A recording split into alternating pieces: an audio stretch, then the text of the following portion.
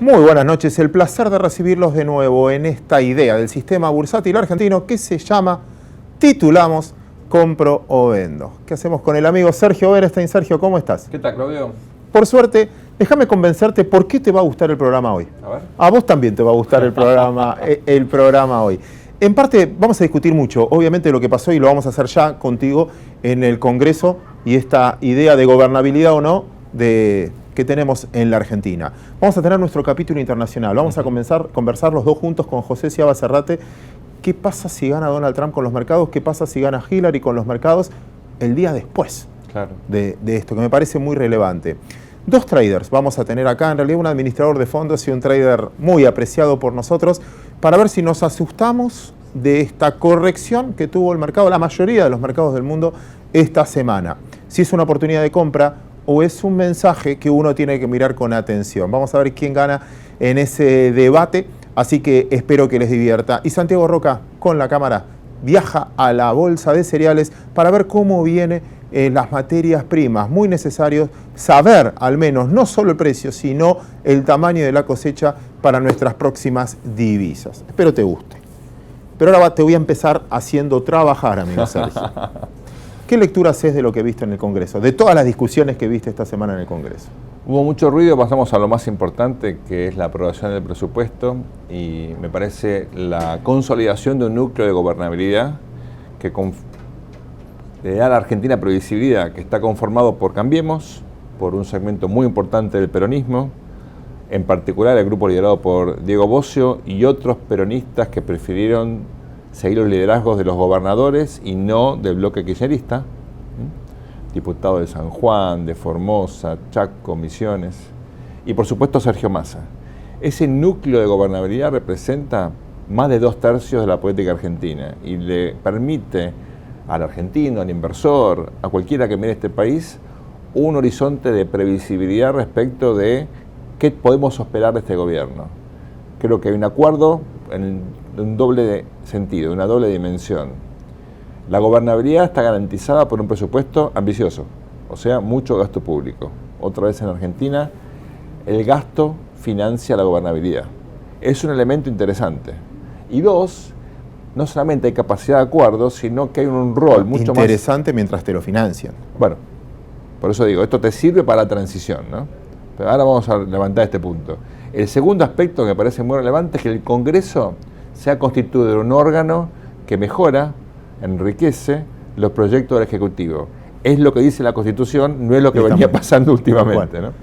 Entonces, veamos un poquitito qué significa cada una de estas cosas. Lo primero es importante, como vos decís, en la medida que consigas financiamiento, podés entrar en esta dinámica de, digamos, trade-off, gobernabilidad, gasto público. ¿Qué espera el sistema político? Que se recupere la economía.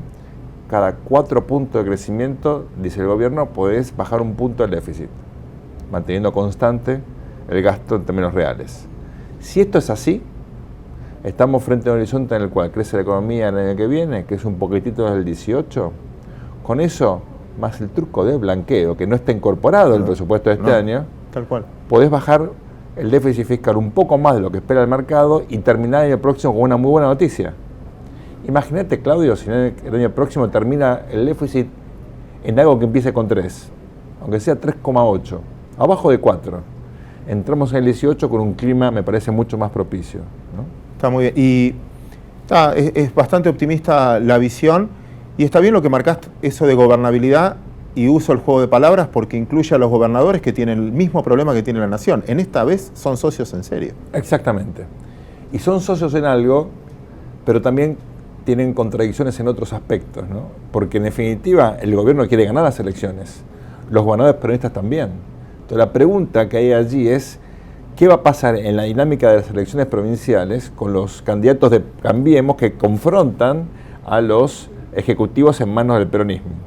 Burjaile va de candidato suponente en Formosa, por dar un ejemplo, va a enfrentar a Infran. Bueno, ahí se va a romper esta especie de pax, ¿no?, que tenemos ahora, transicional. Pero creo que hay que diferenciar el ruido que vimos en el Congreso en otros aspectos, las dietas, etcétera, el ruido electoral de un acuerdo de gobernabilidad. Argentina, me parece, está forjando algo que puede perdurar bastante en el tiempo. Y si esto es así, entramos en una dinámica bastante interesante, porque estos acuerdos tienen un componente de gasto, pero también un componente de filosofía política, de qué democracia y qué mercado estamos construyendo. Entro en ese punto, y quizás a título personal, no represento a nadie en esto que voy a decir, pero imágenes como la de Comodoro Pi, donde no solo veías personas, sino un sistema que duró durante mucho tiempo y más de un gobierno, que es, creo que el verdadero problema, el sistema de adjudicación aquí. ¿Ves lo de Congreso? Si bien con discusiones menores, si querés, lo de las dietas y eso. ¿No pierde representatividad la gobernabilidad desde el punto de vista de lo que discutíamos, creo que después lo vamos a retomar también, en otros países del mundo donde el político pasó a no tener la confianza de la gente?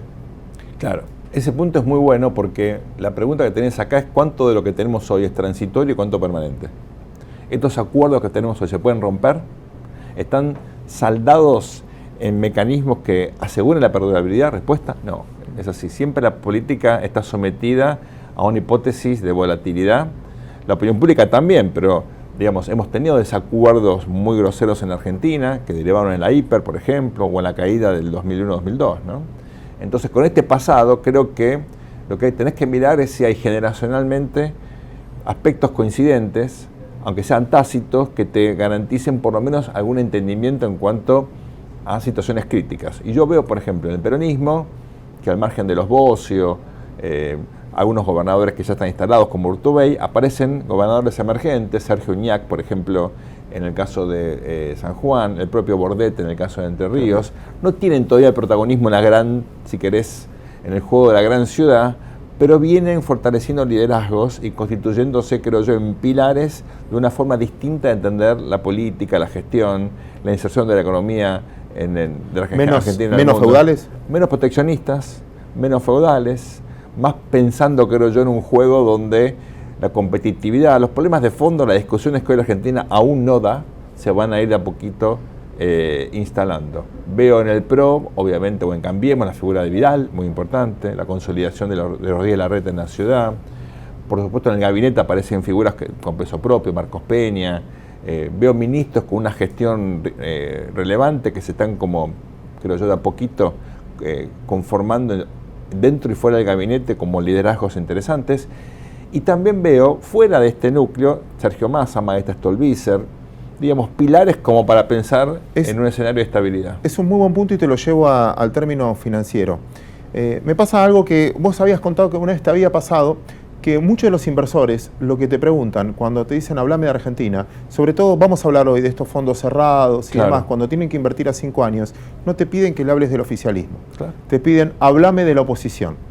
¿Quién es? Porque en realidad es una manera de preguntarte, háblame de tu sociedad, ¿qué es lo que quiere tu sociedad? Claro. Y todos los nombres que vos me estás mencionando, en realidad son parecidos. Bueno, de hecho, fíjate, no te nombré a Lustó, que podría estar en esta lista, tal cual, tranquilamente.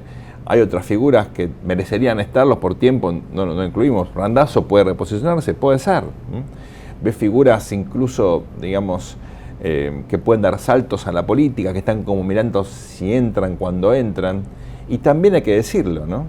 Mirás al kirchnerismo, el otro día, como vos marcabas, la postal de Comodoro Pi, acompañando sectores muy leales, pero muy chiquititos, a la expresidenta. Bueno, claramente lo que uno ve allí es que tal vez el momento kirchnerista en la Argentina va a pasar a la historia como fue el momento jacobino de la Revolución Francesa.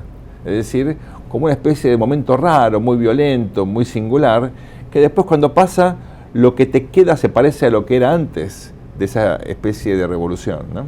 Y hay otras experiencias parecidas. El Chile de Salvador Allende fue la excepción. El Chile de Frei era muy parecido a lo que fue después el Chile de la Concertación o de nueva mayoría ahora. Me parece que los países son... Sí, o lagos mismos. O lagos mismos. Entonces son, digamos, continuos donde cada tanto te aparece un Trump o te aparece una figura así que rompe la dinámica o la inercia. Por eso, cuando uno piensa esto, la pregunta es, esta nueva generación, ¿qué cosas no repite de la vieja? Y esto me parece que es muy importante. Si hay continuidad en la moderación y demás, ¿qué cosa sería importante que esta generación marcara? Y yo creo que el gran desafío de esta nueva generación política es la lucha contra la inflación. Porque la vieja generación argentina era moderada ideológicamente, pero nunca tuvo un compromiso antiinflacionario. Al contrario, utilizó la inflación. Te agrego dos. Me encantó la manera que lo presentaste, pero déjame agregarte dos, porque lo que yo más cuestiono es la gestión, porque la corrupción duele, mata, como dicen todos, pero la ineficiencia también. Mucho de la deuda que tiene hoy la Argentina es por malas decisiones tomadas. Casi todo es juicio al Estado. Así es. Por jubilados mal cobrados. Entonces, desde ese punto de vista es pensar en gestores, no solo en marchas, política, etcétera. Obviamente uno no puede negar el derecho que tiene la gente a salir a protestar. Al contrario, lo que digo es una generación política que entienda los costos de un modelo inflacionario, que enfatice la gestión, que esté comprometida a construir un Estado eficiente. Uno diría, grande, chico, discutamos el tamaño, pero miremos no solamente el costo, sino la eficiencia, ¿no? Esta semana tuvimos el gran debate si era mucho o poco pagarle a los diputados. Yo decía, mirá, si le pagás nada y hacen desastres, ese nada es mucho, porque lo importante es la producción del Congreso y no solamente lo que estás pagando. El pese que a veces le pagamos más, pero siguen haciendo desastres, pero bueno, no importa. No, es que es un buen punto. Margen. Nos pasó con el sistema educativo, Claudio, aumentamos mucho el gasto educativo. Yo estoy a favor de invertir mucho en educación, pero el sistema no mejora en absoluto. Poner más plata en un sistema que funciona mal, obviamente, tal vez agranda el problema en vez de reducirlo. Sergio, tirame un título final en esta apertura de qué no tenemos que dejar de hablar este programa. Y este programa vamos a hablar de las elecciones de Estados Unidos, seguramente vamos a hablar del blanqueo. Hay ahí, obviamente, interrogantes porque tuvimos buenos datos esta semana, ¿no? Sin duda. Respecto del blanqueo, yo creo que eso hay que mirarlo con mucho interés.